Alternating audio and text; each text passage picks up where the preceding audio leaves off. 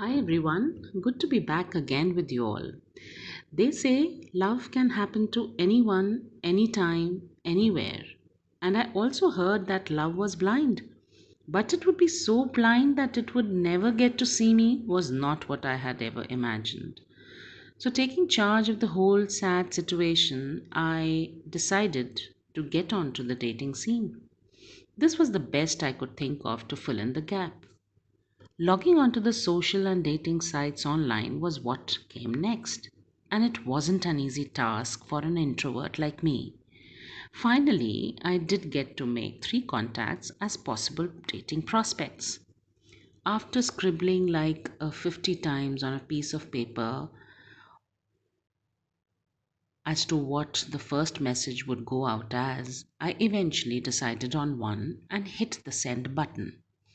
Out of the three, only two responded, which didn't look bad at all.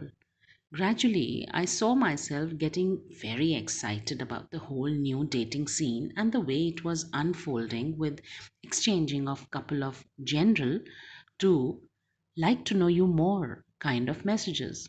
Soon enough, a meetup was fixed with one of the two prospects, and it landed me onto the next big exercise of deciding on the outfit for the date. Scanning through the wardrobe, I realized there was nothing worthwhile, as I always wore oversized clothes. I loved my let it be look, but I knew this look would not help me much in this kind of an occasion. After ordering a dress online, I just got busy with the running through the questions that I would ask and the answers that I would give in my mind. It was nothing less than a dry run for a job interview or a sales pitch for a new product. Now I was a little tensed. However, I acted brave and went on with the finer details of the dressing up and the prep. After juggling between whether to drive or to cab it to the rendezvous, I decided on the latter. The moment arrived.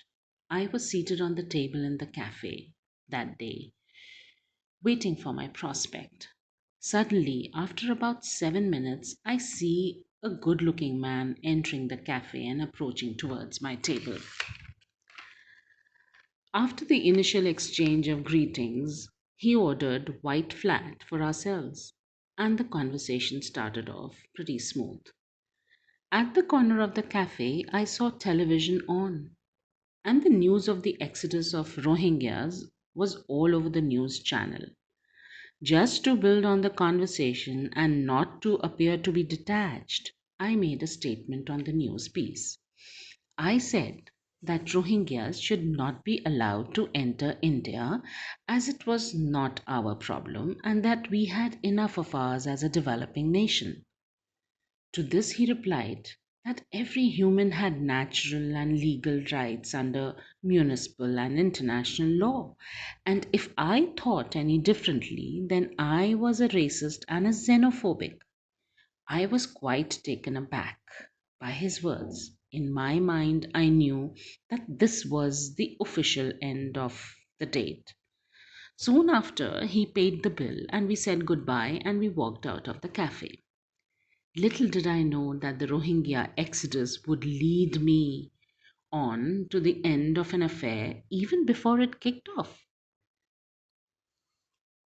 And my love sabbatical just got extended, sadly and strangely though.